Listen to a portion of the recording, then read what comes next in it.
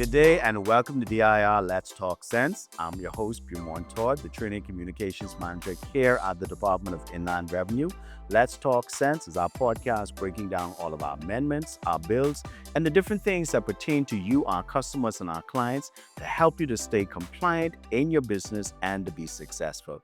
And today I have a special guest with me again in studio. I'm going to get myself in trouble today. Just one of my favorite persons at the Department of Inland Revenue. I know I'm going to get in trouble for it, but regardless of it, let me welcome to the show Mr. Walton Winters, who is our manager for compliance here at the Department of Inland Revenue. Mr. Winters, welcome to the show. Good morning, Mr. Todd, and thanks for your kind remarks. Listen to me, I'm going to need someone to hide anyway when the show is done, so just know your office is going to be by adding sport at the end of the day. So we're Thank you. Nice talking to be with you. about one of the things we heard thrown around a lot, compliance, and what that actually means for businesses, how for them to stay compliant. So when we're talking about compliance, what is compliance, you would say, in the actual context when we're talking about the Department of Inland? Very good question, Mr. Todd. When we talk about compliance in the context of the Department of Inland Revenue, I keep it simple. I normally would say, think about the Royal Bahamas Police Force. That's fundamentally what the compliance unit does or is in the Department of Inland Revenue. We are responsible for ensuring that all businesses within the Commonwealth of the Bahamas is indeed compliant with all of the laws, regulations that are necessary to operate a business within the Commonwealth of the Bahamas. And the thing is, we have such a large responsibility when it comes to this because I know the numbers growing every day. I think one of the last numbers I had, we had about 60,000 plus businesses throughout the Commonwealth. Yes. So when you think about that and trying to make sure all of these businesses and new businesses are growing and compliant, you have a large and a major job to do. Yes. So just talking a little bit more about that role and that responsibility, what are some of the roles and responsibilities of the compliance officer? Yes. The role of the compliance officer or the unit itself, like I said earlier, we are responsible for ensuring that all businesses within the Commonwealth of the Bahamas, so it's not just Nassau centric, you're talking about all of the islands. And currently we have a staff complement of about 15. So imagine that. And we are talking about having to visit the islands, fundamentally the major islands within the Bahamas, Abaco, Exuma, Long Island, Eleuthera. And in so doing, we have to visit each business to ensure that they are in compliance with the law. And when I say in compliance with the law, to ensure that their business license is valid, those persons who are VAT registrant to ensure that their VAT certificate is on display, to ensure that they're receipting, as simple as that may seem. There are a lot of business owners, they don't pay attention to their receipts. And by law, it's important for their receipt to be set up properly. And so we ensure that those things are in place. And so we also will have client advisory. We will advise taxpayers on issues or concerns that they have that they're not fully aware of, or what the law speaks to a particular situation. We will seek to advise them in those matters as well. And you mentioned something very important pertaining to the receipts because last year we did a series on VAT education where we were talking to persons about understanding the difference between a VAT receipt and an actual VAT invoice. And I'm glad you brought that up because that is something that's very important to a lot of businesses that are registered for VAT that need to know the difference between that. So with that, I would ask, and this is a major question, how do you then, intend to achieve these objectives of monitoring and enforcement with the unit that you actually have? Yes, monitoring and enforcement is the watchword for us. And by that, I mean we randomly monitors taxpayers' account. We randomly visit businesses, whether it's in Nassau or on a particular island, and we just show up. And by monitoring the accounts, what we do is to determine whether or not they are not underreporting, whether or not they are filing and paying on time. And if we find that they are not, then we will seek to advise them that this is something that you need to do, because if not, you can find yourself being hit with a fine, Heavy fight. penalty, Heavy fights. and of course we do it to ensure or to at least send a message to them that more or less you've been watched. We are watching you, and in light of that, we hope by sending that message, it will reduce the risk of them defrauding the government of its due taxes. And you know, it comes back to one of the things that falls under our mandate pertaining to our mission statement to try to get as many of our clients to be voluntarily compliant. Because in a lot of ways, you know, those businesses that aren't compliant or try to undercut what they're actually doing make it difficult for those that actually want to be compliant in how they go about doing things at the end of the day. And I'm glad that you say it. A lot of times that persons don't realize how important it is for them to stay compliant because it also speaks to the integrity of their business, not just within the Bahamas, but also for those international markets when persons are looking to grow at the same time. So it comes back then to the next question. Why is compliance then so critical to the success of the tax system that we have here in the Bahamas?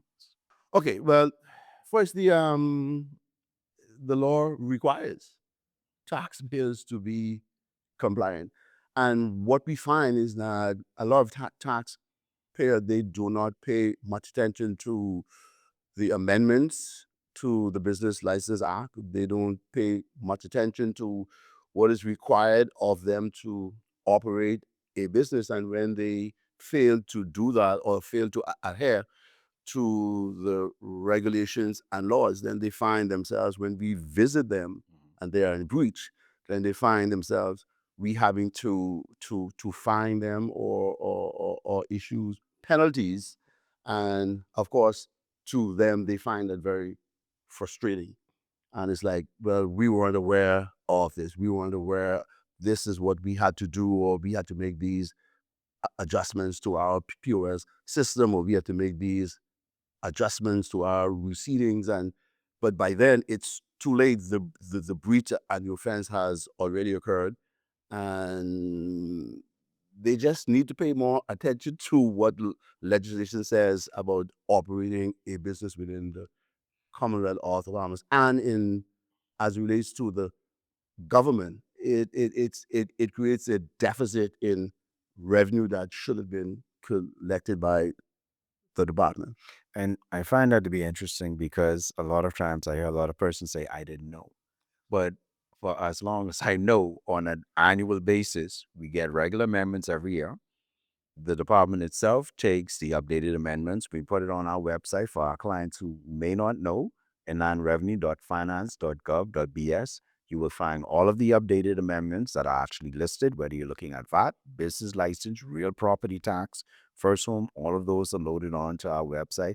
And on an annual basis, the governments are doing different amendments. So, you know, it's also on the taxpayers' responsibility to be aware of these things. It's one of the things I've learned the hard way that ignorance is no excuse to the law. Indeed.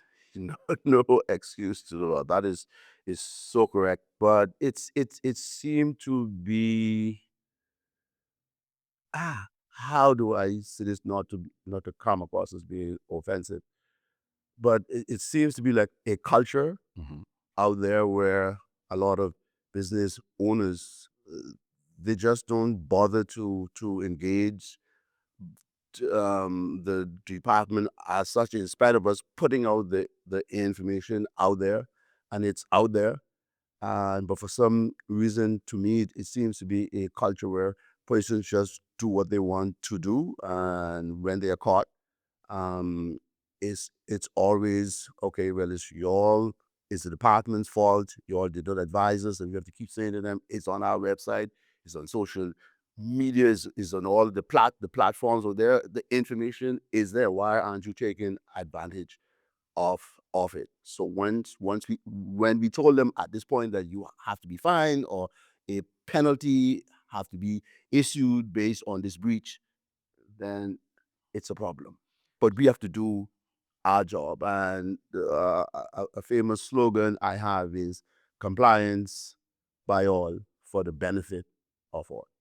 And one of the things I'm hoping from the podcast and the other things that we're putting out there is to encourage persons to stay more up to date with the information that they need so they can be compliant and avoid getting fined. So that brings me to my next question. Then, what is the difference between, you would say, voluntary compliance and enforced compliance? Voluntary compliance, simply put, is once a taxpayer is aware that he or she is above the threshold of $100,000, you register to become a VAT registrant. And involuntary registering is where we would find persons who are registered as a TIN, not a VAT registrant, but in actuality, their turnover, annual turnover is above 100,000, Far exceeding. and yet far exceeds the threshold. And we would say to that taxpayer that you have to register for VAT, and in those instances, they will force register them for VAT. And while we're on this issue, we do find as well a number of persons out there who are non-VAT registered, who are also charging and collecting VAT. And we mentioned this before on one of the previous shows when we were talking with the FAC unit, and it's just a reminder to our persons. Two things to keep in mind. Firstly, we publish on the Inland Revenue's website the listing of VAT registrants. So for persons that are VAT registrants doing business, you can always check that site to make sure the businesses that you are dealing with are VAT registered, so that you don't put yourself in a place where, one, you're not compliant, but also when you have to do your filing, you're not able to get the full benefit of it because who you're dealing with may not be registered. But we also encourage persons at the end of the day, if they need to, when they find themselves dealing with a business that is charging VAT, but they don't have a official VAT registrant, to also reach out to us and let us know. And that comes to my next question. So what? And I'm glad, sorry to butt in, but I'm No, glad go ahead. you made that point, because earlier, when we mentioned that what some of the things that the compliance officers do is that we advise taxpayer of, you have to have your business license and your VAT certificate displayed in a conspicuous manner within your store. So for me as a customer or anyone who entering that business establishment, we should know that you are a VAT registered. We should know that you are a legitimate registered business. Have your business license and your VAT certificate on display. That in itself is an offense. If it's not on display, that's an offense. And we find a lot of that out there where taxpayers, they will have, as we would drop their business license, they keep it in on their cell phones or on their laptops, and it's not on display And within their business. And that's an offense to not have it conspicuously displayed. we'll talk a little bit more about that. We're going to take our first break. And when we come back, we're going to talk a little bit more about possibly even some of the fines and things persons have to consider when it comes to being compliant. So we're going to be right back here on DIR Let's Talk Sense. See you back in a few minutes.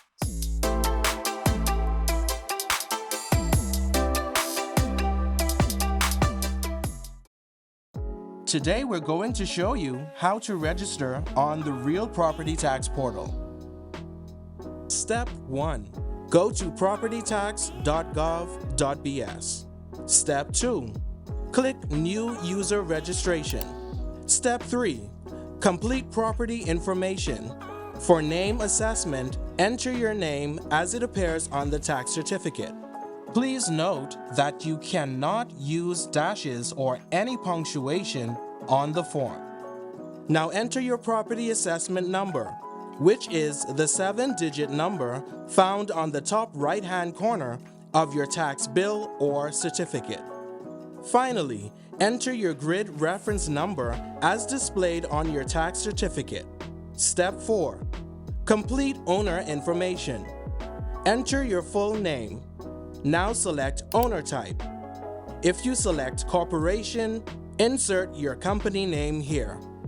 If you select individual, skip the next field. Click here to select the country where you reside. Now select your government ID type. If you are corporation or company, select TIN. If you are an individual, select NIB, and if you are non-Bahamian, select non-applicable. Now enter your email address once more for confirmation. Next, enter your cell phone number.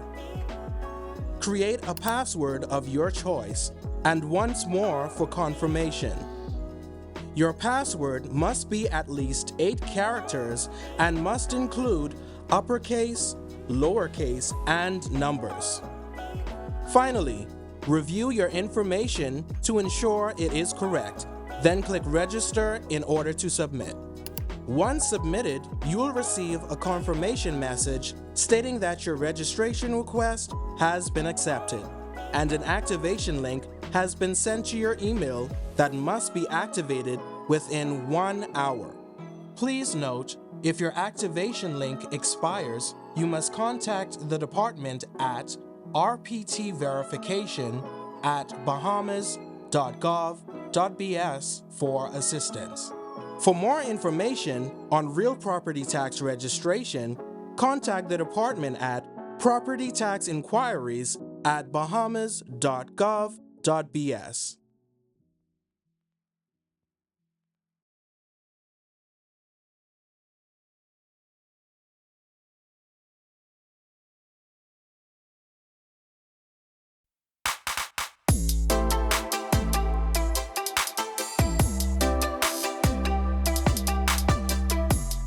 And welcome back to DIR Let's Talk Sense. I'm your host, Beaumont, Todd, the Training Communications Manager here at the department. Today, we're talking about compliance and what it means from the department's perspective, but also what it means for you, the taxpayer, and the responsibilities you have as a business owner and also as a consumer. So, right before we went to the break, we were talking with Mr. Walton Winters, talking a little bit about some of the fines that you can incur. Now, businesses have to realize at the end of the day, you can incur up to about $150,000 for the fines or more, as well as jail time for not being compliant and following the rules. And as a consumer, we encourage persons to also stay knowledgeable about what it is that you also are responsible for. If you go into a business and you don't see a VAT certificate, that means they shouldn't be charging you VAT. And you also have the responsibility to report these type of things to us so we can make sure that you are being treated fairly when it comes to being a consumer going into these different businesses.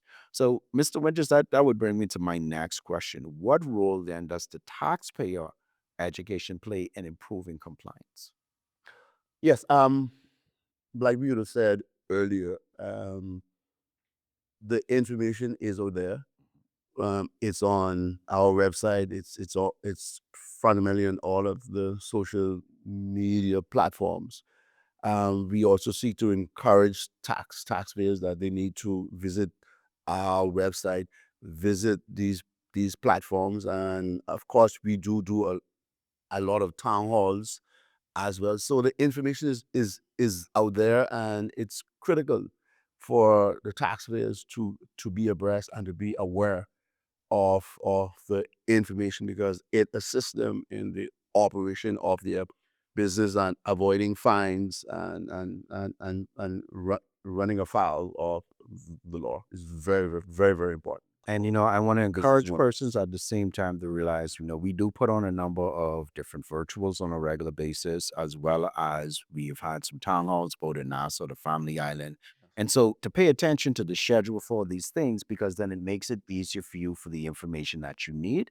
And we're also happy to answer any questions, whether you put it on our socials at DIR Bahamas, on our YouTube, our Instagram. We'll be happy to answer those questions. You can email it to tax inquiries at bahamas.gov.bs, and we will be happy to assist in any way we can. Now, coming back to our businesses, I would ask, what you would find, are there any common mistakes that businesses make that are not intentional, but still affect their compliance? Yes, as we would have shared earlier, as simple as not having your business license, your VAT certificate on display. And two, not having those on display, that carries a fine. I think it's time to be corrected. About $50,000 there. Yeah. About as simple as that may seem. We find the taxpayers again do not pay particularly attention to their receipting, which is important because if you're a VAT registrant, your receipt first and foremost must show the VAT rate. Whether it's 5%, whether it's 10%, it must have the VAT rate on it. Your location, your TIN, the address, the subtotal, the total. Your receiving must have these information. Is important to the customer and is important to us, and it's important for you being compliant because that's what the law requires of a business. Are there any, I would say, noticeable challenges with taxpayers being compliant or committing offenses? Oh yes, I'm glad you asked that question. Taxpayers. That's a challenge for us. We find a lot out there. Taxpayers, some are permitting minors, for instance, under the age of 18 years, to be employed in direct sales of restricted goods, meaning alcohol. And we find this a lot on the family of i- islands where taxpayers will allow their granddaughter or their grandson or a child that is under the age of 18 to actually be operating or running a liquor store. Wow. That's a serious offense. Again, I mentioned earlier, you find a lot of non-VAT registrant charging and collecting VAT. That's an offense and it carries a heavy fine. And in those cases, the VAT has to be recovered. Imprisonment, if I remember correctly, if you're found doing it as well. Yes. Yeah. Yes. Yes. And in those cases, the VAT has to be recovered. So which means therefore, as compliance officers, we will have to do a business assessment on that business. I said the person was operating as a non-VAT registrant for 2-3 years, charging and collecting VAT. You have to account for the VAT that you would have collected for those 2-3 years. So which means therefore we'll have to do a business assessment of you. Will have to pull your POS um, record. We will have to question you in terms of your staff complement, salaries, what is your weekly turnover, monthly, yearly, so we can, and of course, whether you're paying rent or you own the buildings. So we ask these questions because we want to determine at the end of the day what your actual revenue or turnover will be for a particular year. So cumulatively, for the 2-3 years, we will have a fair idea of what those revenues or turnover was, and we tax you 10%.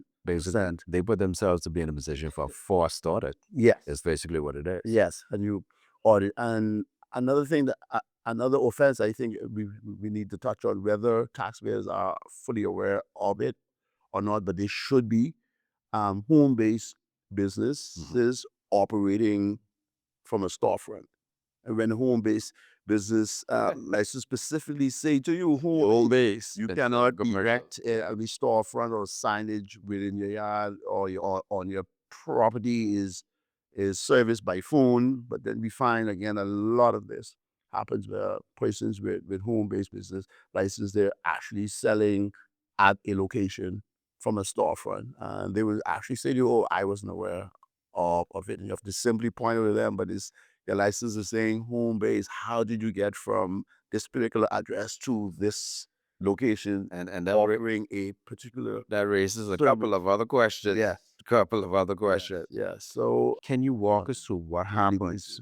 when a business is found to be non-compliant? What are some of the steps, I guess, we would take Mhm. in terms of that?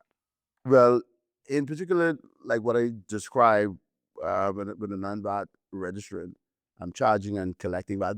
That is a process that we would normally go through or take the taxpayer through to advise them and to show them where they went afoul of the law, and the VAT has to be recovered. So we have to take these steps to determine what their revenue was, because the government, after all, has to get its VAT. Um, Again, we would find that there are persons out there who are willfully evading being assessed and paying their due taxes. That's a process where the controller has the ability to have a search and seizure warrant, and done through the courts. As compliance officers, we can enter that establishment. We can seize goods, assets, whether it's computers, whether it's boats, planes, cars, vehicles, and once those assets are seized, the secretary would determine the value to in commiseration to what the outstanding VAT is, and if there are other assets um, that's outside the value of the taxes owed, it is returned.